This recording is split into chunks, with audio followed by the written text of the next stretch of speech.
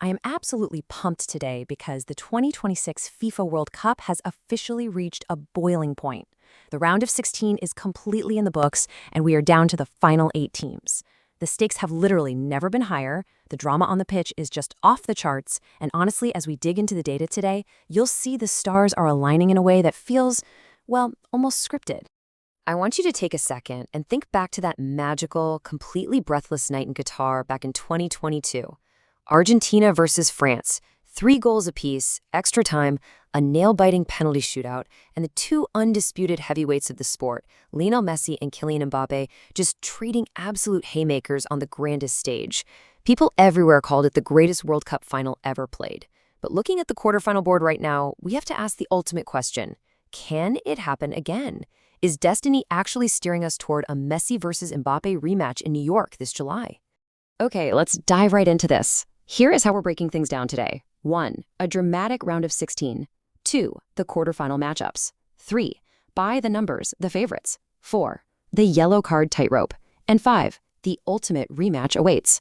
Section 1. A dramatic round of 16. Survival of the fittest. If there's one phrase to sum up these knockout stages so far, it is absolutely survival of the fittest. The tension has just been unbearable. The defending champions were pushed right to the absolute brink of elimination.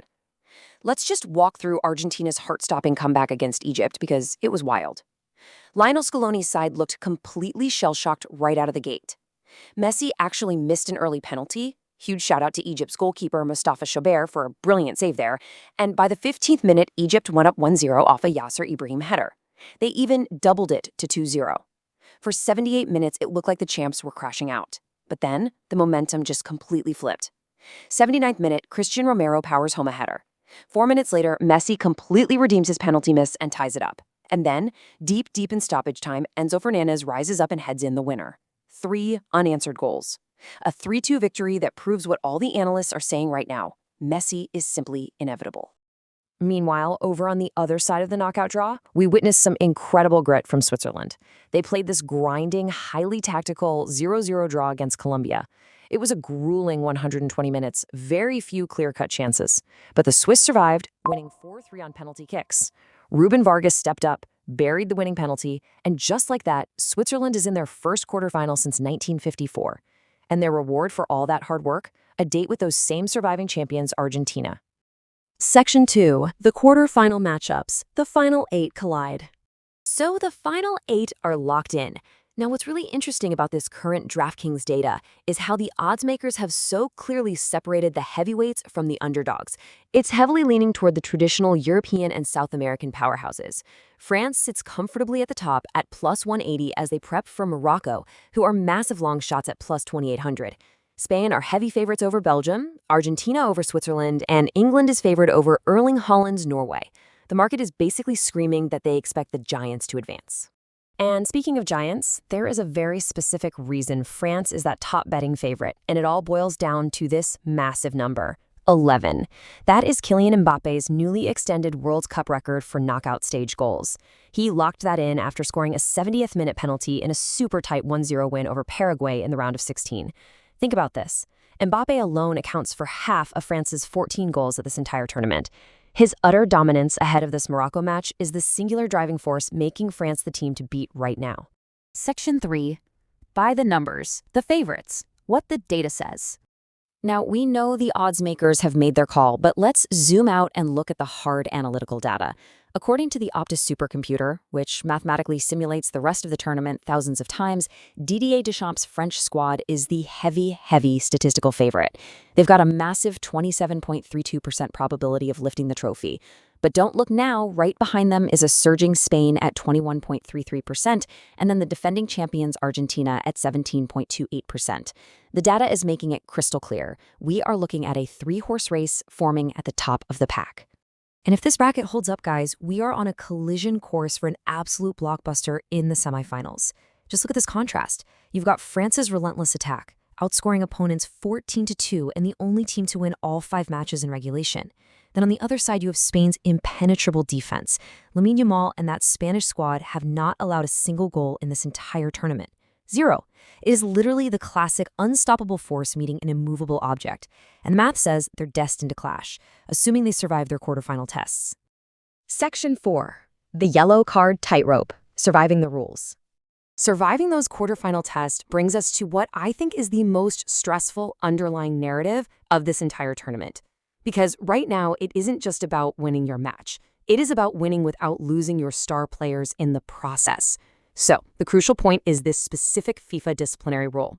Any player who collects a second booking of the tournament during the quarterfinals is automatically suspended for the semifinals. Remember, the slate was wiped clean for the knockout stages, but the next reset doesn't happen until after the quarterfinals. It's a harsh, ticking clock for anyone carrying a yellow card from the round of 32 or the round of 16. So how many players are sweating this out right now? 17. Exactly 17 players across these final 8 teams are currently walking this disciplinary tightrope. One slightly mistimed tackle, one cynical foul, or even just arguing with the referee, and bam, their semifinal dream is instantly over. The stakes for some of these squads are genuinely terrifying. Morocco and England are in the most danger here, each with 4 players on notice. For Morocco, losing their captain Achraf Hakimi would be absolutely devastating against a powerhouse like France. And for England, Jude Bellingham and Declan Rice are a single booking away from suspension. Plus, remember, England is already missing Jarell Quansah due to a red card. France is sweating over Michael Elise, and Switzerland's midfield general, Granit Xhaka, is also at risk. You know the tension on the pitch is going to be palpable. Players might actually have to pull out of tackles they'd normally make, and that psychological barrier alone could completely change the outcome of these matches. Section 5. The ultimate rematch awaits. Destiny in the bracket. Okay, we've looked at the odds, we've crunched the data, and we know who's in trouble with the referees. Now let's look at the overarching architecture of the tournament itself. And this brilliantly illustrates exactly why the entire football world is buzzing right now. Because of how FIFA structured this thing, Argentina and France could not meet before the quarterfinals. Based on their group placements, they are completely sequestered on opposite sides of the bracket. Argentina has to handle Switzerland and then potentially deal with Portugal in the semis. France goes through Morocco and then likely faces that defensive juggernaut in Spain, or maybe a high-powered Belgium. But the structural reality here is that the 2 heavy betting favorites have a clear, unintersecting runway straight to the final. To really sum up this incredible momentum, I want to read you a quote directly from the Pitchside Blueprint analysis of the tournament. They wrote, "The bracket has kept them apart on opposite sides like it was designed for a rematch. The math says yes, the bracket says yes, and honestly, the sheer resilient form of both of these teams says yes." So I leave you with this final thought as we gear up for these massive quarterfinal clashes, with France boasting the most lethal attacker on the planet and Argentina riding the insane emotional high of her miraculous comeback. Will destiny bring Messi and Mbappe together in New York on July 19th? Is the greatest World Cup final in history about to get a sequel? Keep your eyes on those brackets, watch out for those yellow cards, and enjoy the beautiful game. Thank you so much for joining me for this explainer, and I will catch you all after the final whistle.